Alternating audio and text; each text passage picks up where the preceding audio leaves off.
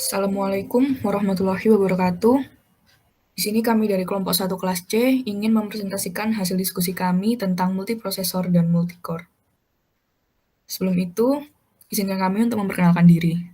Perkenalkan, nama saya Amir Regina Septa dengan NIM 2151502011111026.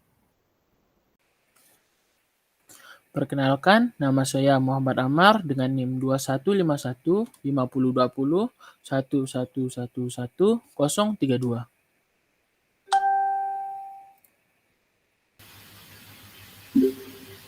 Perkenalkan, nama saya Muhammad Ridwan Nafis, NIM 215-150-20111111037.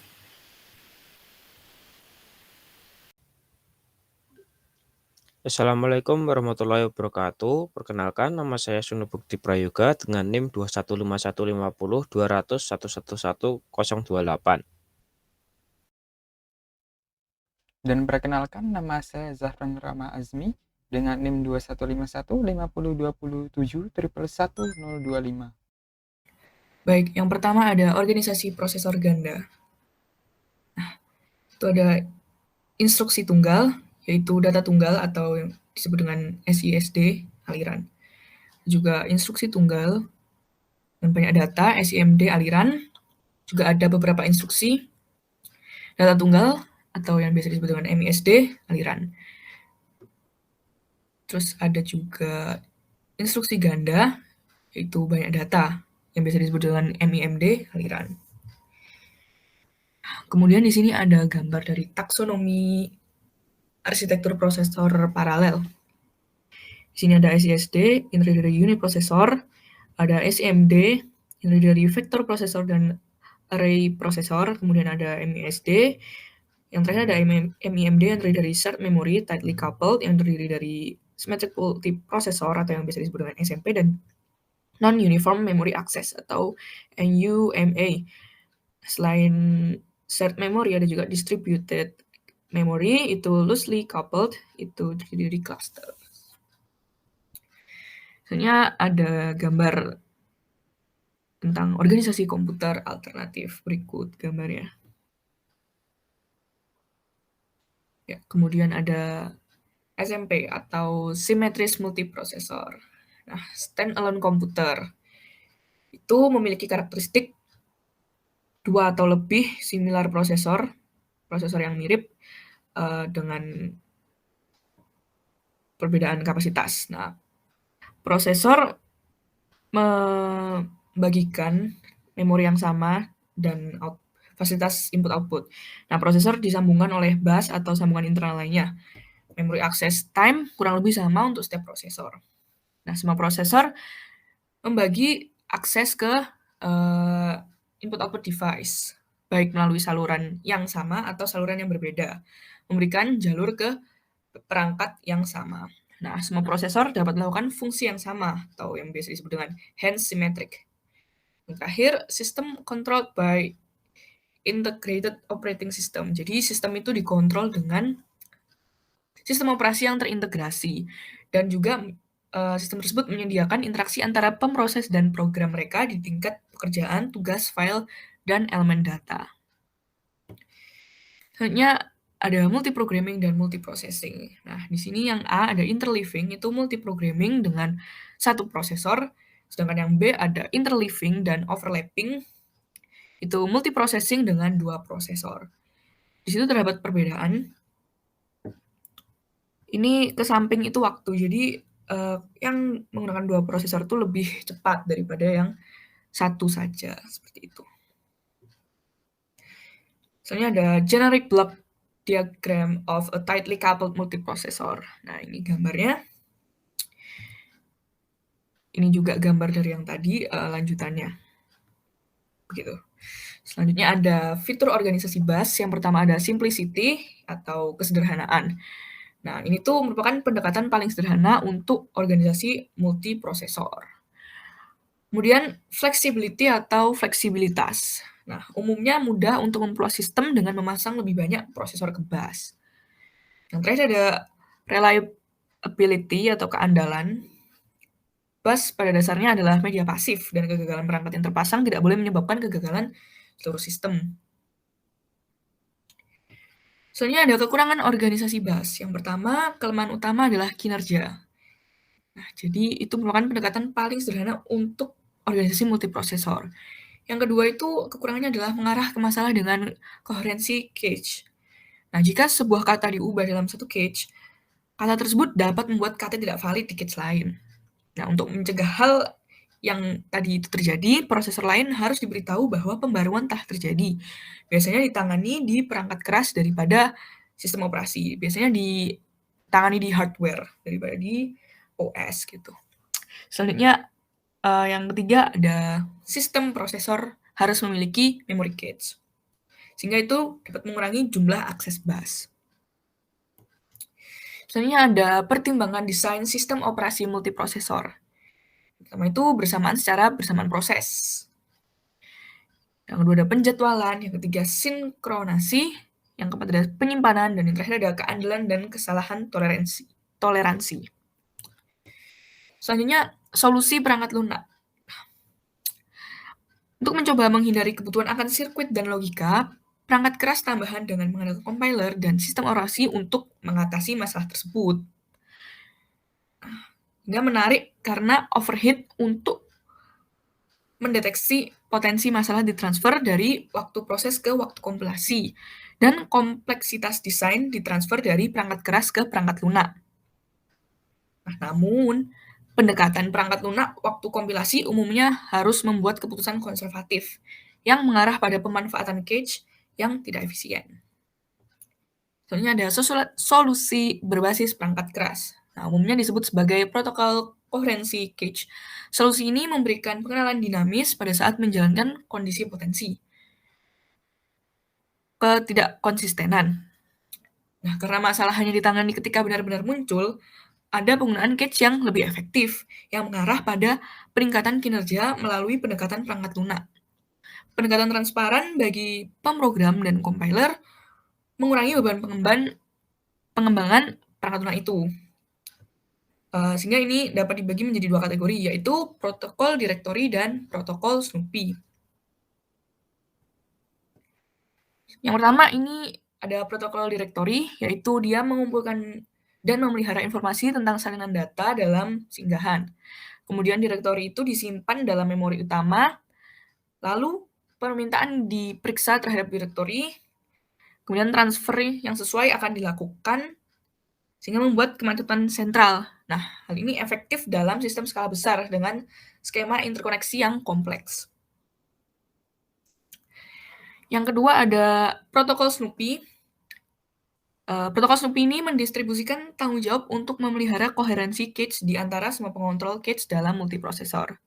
Nah, protokol Snoopy ini juga cocok untuk multiprosesor berbasis bus, karena bus bersama menyediakan sarana sederhana untuk penyiaran dan pengintaian. Yang selanjutnya ada write invalidate, yaitu banyak pembaca tetapi hanya satu penulis dalam satu waktu.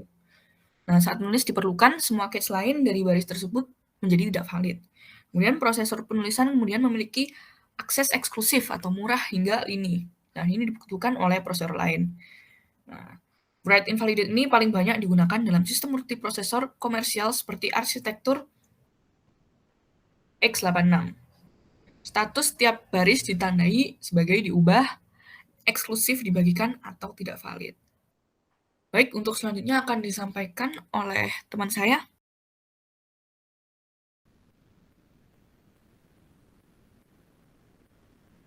Baik, perkenalkan nama saya Sungguh Putri Prayoga. Di sini saya akan menjelaskan tentang write update.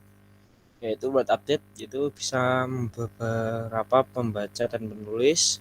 Ketika prosesor ingin memperbarui baris bersama kata yang akan diperbarui didistribusikan ke semua orang lain, dan cache yang berisi baris itu dapat memperbaruinya.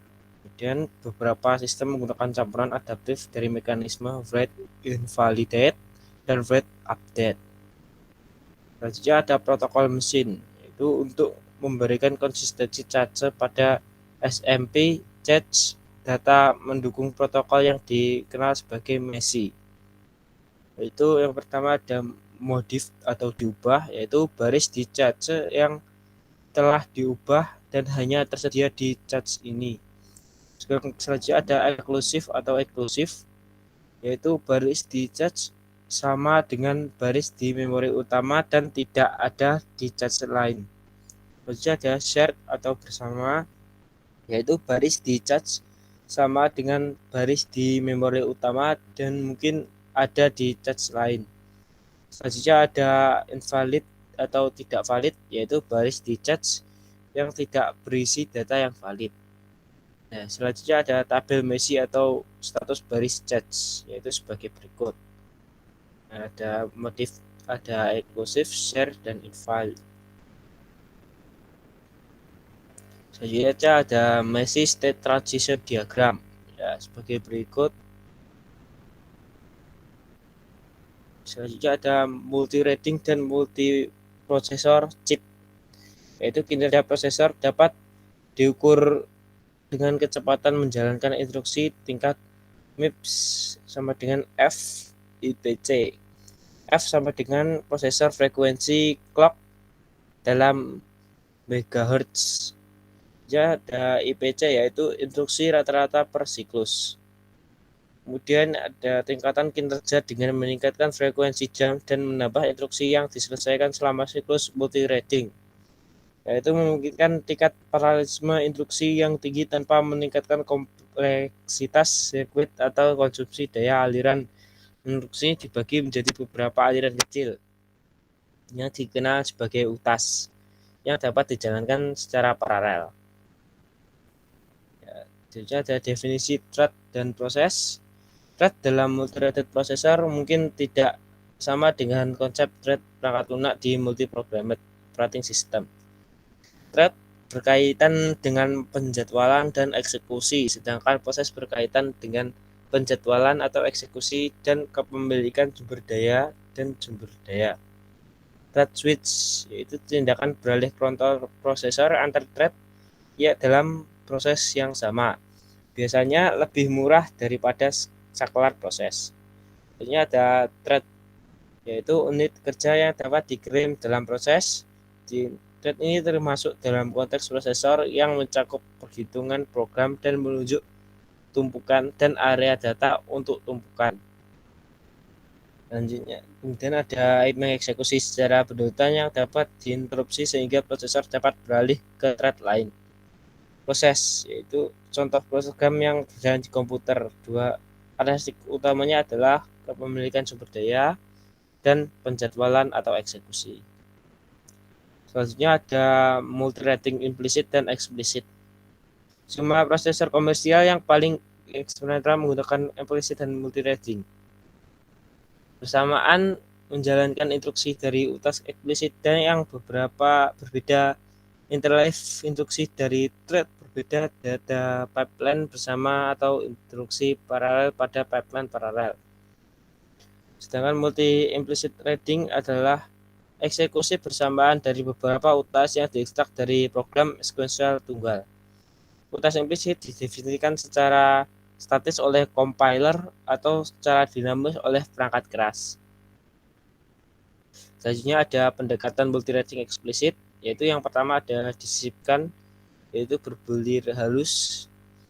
Prosesor berkumpulan dengan dua atau lebih konteks utas sekaligus, mengalihkan utas di setiap siklus jam. Jika utas diblokir, itu akan dilewati. Selanjutnya ada serentak atau SMT, yaitu instruksi secara bersamaan dikeluarkan dari beberapa utas ke unit eksekusi superscalar prosesor. Berikutnya ada approaches atau executing multiple threads sebagai berikut gambarnya. Ya, selanjutnya ada cluster.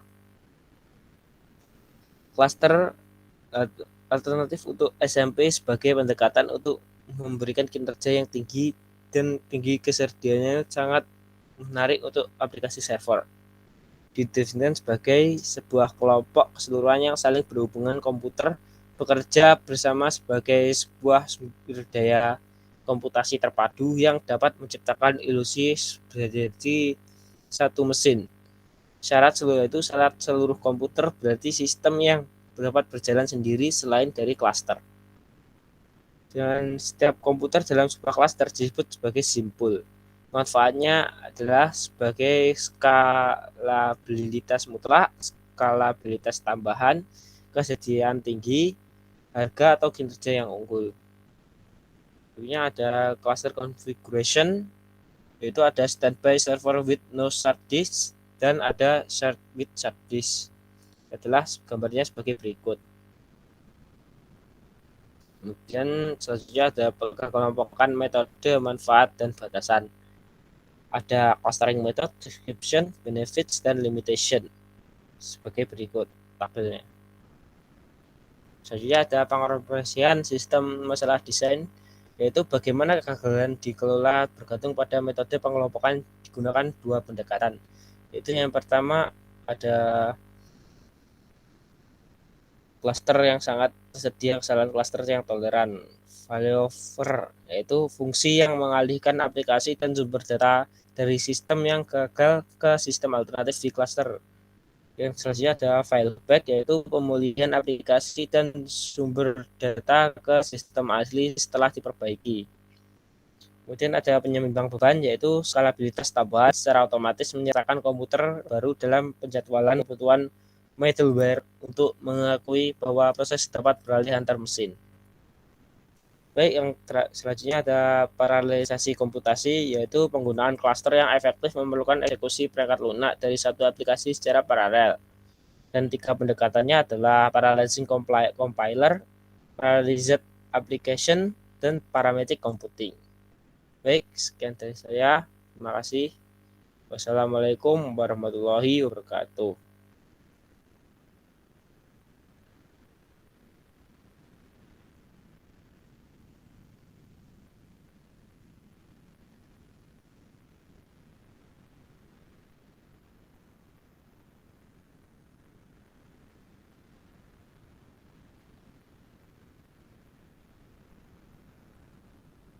Saya lanjutkan dari teman saya Sunu. Di sini bisa dilihat diagram dari cluster computer architecture, di mana sejumlah komputer dihubungkan dengan high-speed networks atau switch dan cluster middleware untuk membentuk satu cluster di mana sequential application, parallel programming environment, dan parallel applications bisa berjalan di atasnya.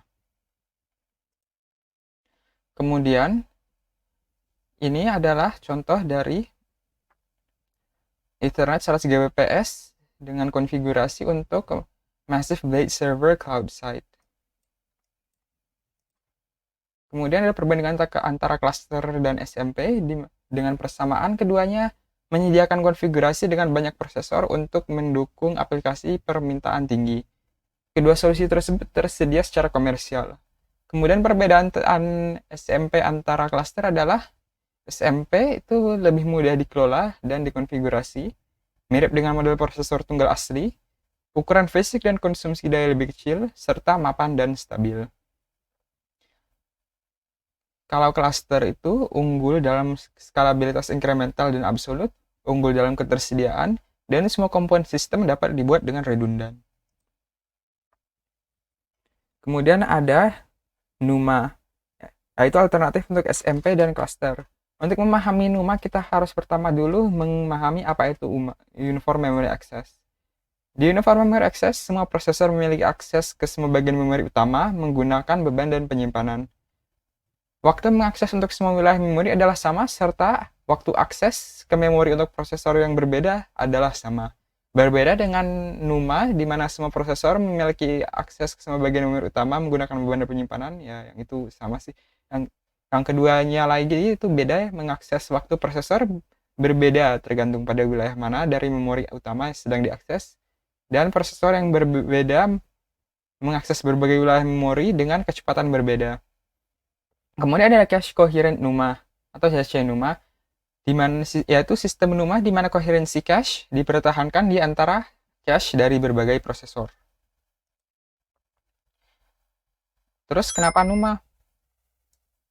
NUMA itu memiliki batas jumlah prosesor. SMP memiliki batas praktis terhadap jumlah prosesor yang dapat digunakan, yaitu batas lalu lintas bus sehingga antara 16 dan 64 prosesor. Kemudian cluster node memiliki memori utama pribadi sendiri, sehingga aplikasi tidak melihat memori global yang besar, dan koherensi yang dikelola oleh perangkat lunak daripada perangkat keras. Kemudian NUMA mempertahankan rasa SMP dengan skalabilitas yang bagus, dan NUMA mempertahankan sistem memori yang transparan dengan sejumlah node multiprosesor. Masing-masing dengan bus sendiri atau sistem interkoneksi internal. Kemudian bisa dilihat ini adalah diagram dari CC NUMA Organization, di mana bisa dilihat sejumlah prosesor dengan cache-nya masing-masing dan terhubung dengan memori.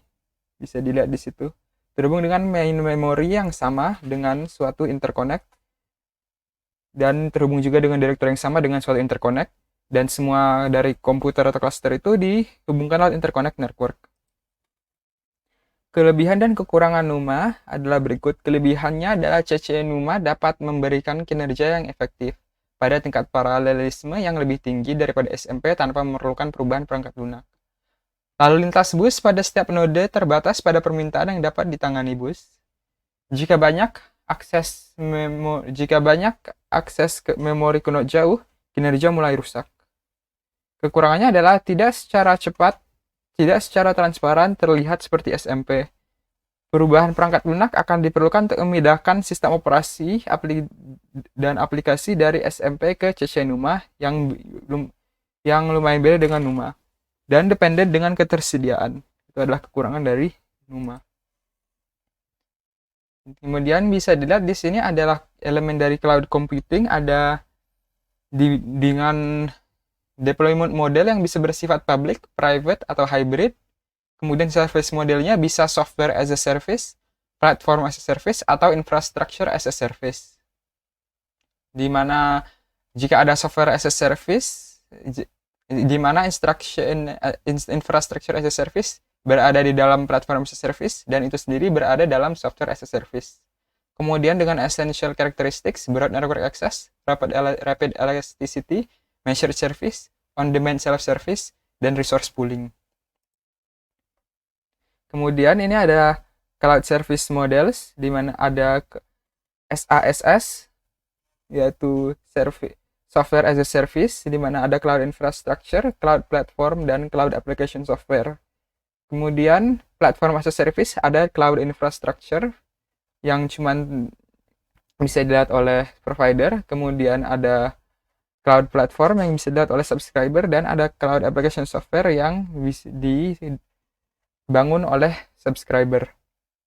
Kemudian untuk infrastructure as a service itu ada cloud infrastructure yang bisa dilihat oleh subscriber, cloud platform bisa dilihat oleh subscriber, begitu pula dengan cloud application software bisa dilihat oleh subscriber. Di mana software as a service cuman cloud application software yang bisa dilihat oleh subscriber, sisanya cuman oleh provider. Model penerapan cloud ada yang seperti tadi akan dijelaskan lebih lengkap di sini, itu cloud publik infrastruktur cloud tersedia untuk masyarakat umum atau grup industri besar dan dimiliki oleh organisasi yang menjual layanan cloud. Keuntungan utama dari cloud publik adalah biaya. Kemudian ada cloud pribadi, infrastruktur cloud yang diimplementasikan dalam lingkungan TI internal organisasi. Alasan terbesar untuk cloud pribadi umumnya adalah keamanan. Kemudian ada cloud multi-komunitas. Seperti cloud pribadi, cloud ini tidak terbuka untuk pelanggan manapun. Dan seperti cloud publik, sumber daya dibagi di antara sejumlah organisasi independen. Kemudian ada cloud hybrid, di mana infrastruktur cloud adalah komposisi dari 2 atau lebih cloud yang tetap merupakan entitas unik tetapi terikat bersama oleh teknologi standar atau kepemilikan yang memungkinkan portabilitas data dan aplikasi. Kemudian informasi sensitif dapat ditempatkan di area pribadi cloud, dan data yang kurang sensitif dapat memanfaatkan keuntungan biaya dari cloud public. Bisa dilihat ini adalah konteks cloud computing, di mana ada cloud service provider dengan infrastruktur mereka, dengan disambungkan dengan network of internet kepada enterprise atau cloud user, di mana mereka bisa memanfaatkan cloud computing. Arsitektur referensi komputasi awan bisa dilihat di NIST SP 500-292. Jadi saya akan ucapkan, the NIST Cloud Computing Reference Architecture focuses on the requirements of what cloud services provide, not a how-to design, solution, and implementation. The reference architecture is intended to facilitate the understanding of the operational intricacies in cloud computing. It does not represent the system architecture of a specific cloud computing system. Instead, it is a tool for describing, discussing, and developing a system-specific architecture using a common framework of reference. Ya, ini di sini dijelaskan bahwa referensi ini bukanlah digunakan untuk apa yang di-provide oleh cloud service dan bagaimana mendesain solusi dan implementasi,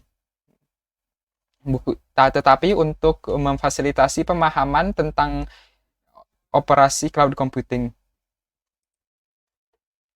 Kemudian bisa dilihat nih diagram yang menjelaskan hubungan antara cloud consumer, cloud auditor, cloud provider, cloud broker, dan apa saja yang diperlukan oleh masing-masing bagian. Seperti cloud provider di dalamnya terdapat membutuhkan service security, privacy, cloud service management, dan service orchestration.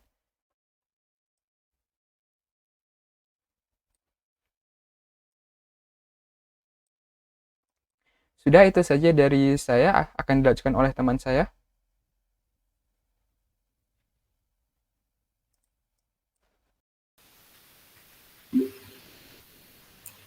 Baik, akan saya lanjutkan. Ini alternative chip organization. Bisa dilihat ada 3 gambar, yakni pertama ada superscalar, dimulai dari issue logic, kemudian di bagian sebelah kiri ada program counter yang disertai dengan instruction unit, yang dimana memiliki L1 instruction cache. Kemudian di bagian sebelah kanan ada single thread register file yang disertai dengan execution unit and queues, yang memiliki L1 data cache. Kemudian dari L1 instruction cache dan L1 data cache akan menuju L2 cache. Pada gambar kedua, yakni ada simultaneous multithreading, dimulai dari issue logic. Nah, terdapat perbedaan antara superscalar dengan simultaneous multithreading, yakni di mana pada simultaneous multithreading akan terdapat PC dan register. Pada PC sendiri dimulai dari PC 1 hingga PC ke N yang disertai dengan instruction fetch unit, yang kemudian dari situ memiliki L1 instruction cache. Pada register, dimulai dari register 1 hingga register ke N yang disertai dengan execution units and queues, yang kemudian akan menuju L1 data cache. Dari L1 instruction cache dan L1 data cache akan menuju L2 cache. Kemudian pada gambar ketiga ada multicore. Pada multicore sendiri, itu dimulai pada sejumlah core, dimulai dari core 1 hingga core ke N, yang dimana masing-masing core memiliki terdapat superscalar atau simultaneous multithreading. Kemudian dari situ akan menuju L1 instruction cache atau L1 data cache, baru menuju L2 cache. Kemudian ada power dan memory consideration. Bisa dilihat perbandingan antara penggunaan power density dan feature size, yang dimana logic dan memori akan meningkat jika feature size-nya mengecil dan penggunaan power density pun bertambah. Kemudian ada performance effect of multiple core. Ada 2 gambar yang dimana gambar pertama merupakan speed up with 0%, 2%, 5%, dan 10% sequential portions. Terdapat perbandingan antara number of processor dan relative speed up. Bisa dilihat bahwa 0% grafiknya akan terus menuju ke atas, sedangkan pada 10% dia akan menuju titik tertentu kemudian akan melambai. Kemudian yang gambar kedua ada speed up with overhead, yang dimana terdapat perbandingan 5%, 10%, 15%, dan 20%. Bisa dilihat bahwa pada 5% dia akan menuju titik tertinggi baru melambai. Kemudian ada scaling of database workloads on multiple processor hardware. Di sini kita memiliki 4 perbandingan, yaitu antara Oracle DSS 4 join, TMC data mining, DB2 DSS NX, dan Oracle ad hoc storage OLTP. Nah, perbandingan grafik terdapat number of CPUs dan scaling. Kemudian ada aplikasi efektif untuk multi-core processor, yang dimana ada multi-native thread application, ada Java Virtual Machine, ada multi-process application, dan instant multi-application. Kemudian ada hybrid threading for rendering module. Grafik yang bisa dilihat bahwa dimulai dari render yang memiliki 4 bagian, yaitu ada skybox, main view, monitor, dan etc. Di dalam main view terdapat scan list, dan di dalam scan list sendiri terdapat for each object. Nah, itu dibagi menjadi 3, yaitu ada particles yang memiliki sim and draw, ada karakter yang memiliki bound set, top and draw, kemudian ada etc. Kemudian ada multi-core organization alternative. Ada 4 gambar. Gambar pertama ada dedicated L1 cache. Akan ada proses utama, yaitu dimulai dari CPU core 1 hingga CPU core KN yang memiliki L1 data cache dan L1 instruction cache.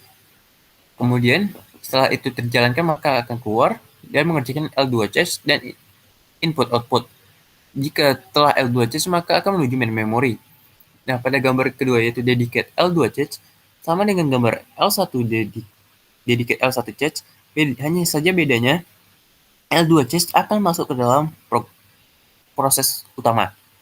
Setelah itu proses utama yang selesai, baru akan mengerjakan main memory dan input output. Kemudian ada gambar ketiga, yakni shared L2 cache, yang mirip dengan dedicate L2 cache, hanya saja bedanya di sini L2 cache yang digunakan itu menyatu. Dan keempat ada gambar shared L3 cache, di mana perbedaannya adalah L2 cache-nya kembali terpisah dan ada tambahan L3 cache yang menyatu. Dan setelah proses utama tersebut selesai, baru mengerjakan memory dan input output. Kemudian ada heterogeneous multi-core organization, mengacu chip prosesor yang lebih dari satu inti, penggunaan CPU dan GPU pada chip yang sama. GPU sendiri ditandai dengan kemampuan untuk mendukung ribuan eksekusi paralel. Ini bentuknya heterogeneous multi-core chip element. Bisa dilihat CPU dengan cache dan GPU dengan cache terhubung pada inti yang sama, yaitu on-chip interconnection network, dan itu sendiri terhubung dengan sejumlah DRM controller dan last level cache. Kemudian ada pengoperasian parameter AMD 5100K heterogeneous multi-core processor. Ada perbandingan antara CPU dan GPU, yakni pada clock frekuensi, CPU menggunakan 3,8 GHz dan GPU menggunakan 0,8 GHz. Cores yang dimiliki CPU adalah 4, GPU adalah 384, flops per core yang digunakan CPU 8 dan GPU 2, GFlops yang digunakan CPU adalah 121,6 dan GPU menggunakan 614,4. Kemudian ada arsitektur sistem heterogen atau HSA. Fitur utama HSA adalah seluruh ruang memori virtual terlihat oleh CPU dan GPU. Sistem memori virtual memasukkan halaman ke memori utama fisik sesuai kebutuhan. Kebijakan memori yang koheren memastikan bahwa CPU dan GPU sama-sama melihat tampilan data yang terbaru. Kemudian ada interface pemrograman terpadu yang memungkinkan pengguna untuk memanfaatkan kemampuan paralel dari GPU dengan program yang juga mengandalkan eksekusi CPU. Kemudian ada bentuk dari HSA sendiri, yaitu ada yang pertama Texas Instrument 06AK2H12, bisa dilihat sendiri gambarnya. Kemudian ada Big Little Chip Components. Gambar arsitekturnya seperti ini. Oke, selanjutnya akan disampaikan oleh rekan saya.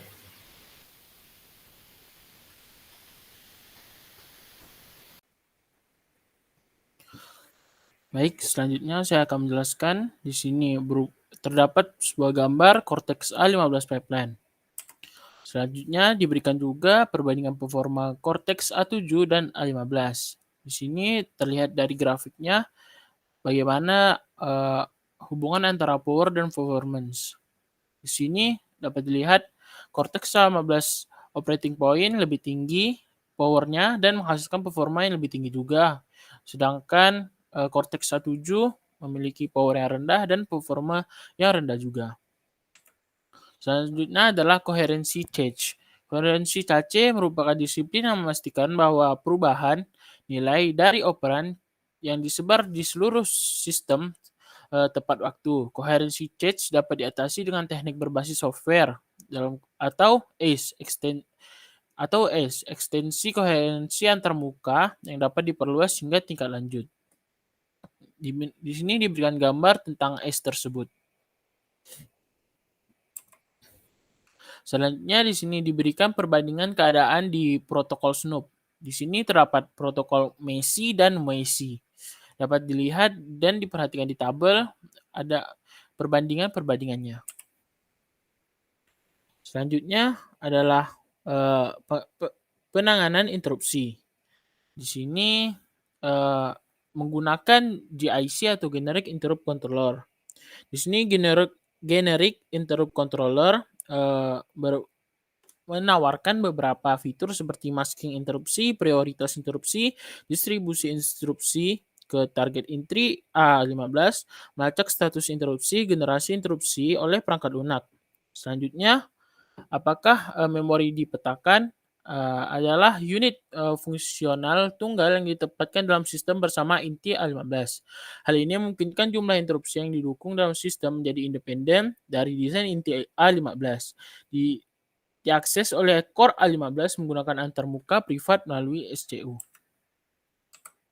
Selanjutnya, GIC juga dirancang untuk memenuhi dua persyaratan fungsional, yaitu menyediakan sarana untuk merutekan permintaan interupsi ke satu CPU atau beberapa CPU sesuai kebutuhan, menyediakan sarana komunikasi interprosesor sehingga thread pada satu CPU dapat menjawabkan aktivitas dengan utas pada CPU lain.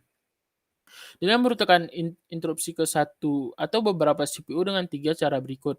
Pertama, interupsi hanya diarahkan ke prosesor tertentu, atau interupsi dapat diarahkan ke semua prosesor.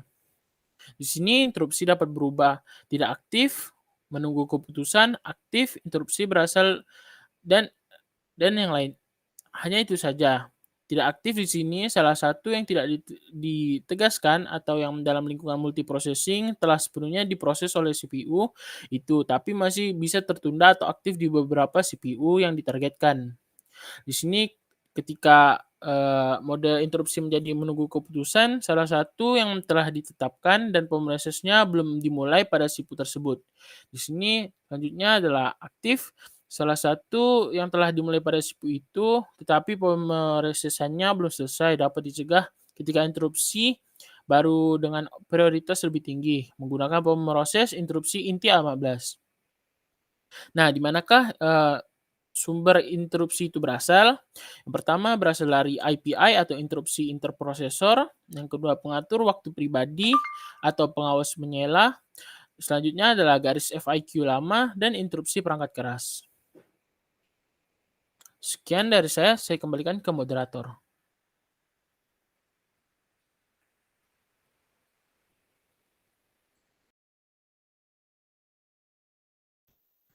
Baik, cukup sekian presentasi dari kelompok kami.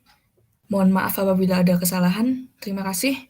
Wassalamualaikum warahmatullahi wabarakatuh.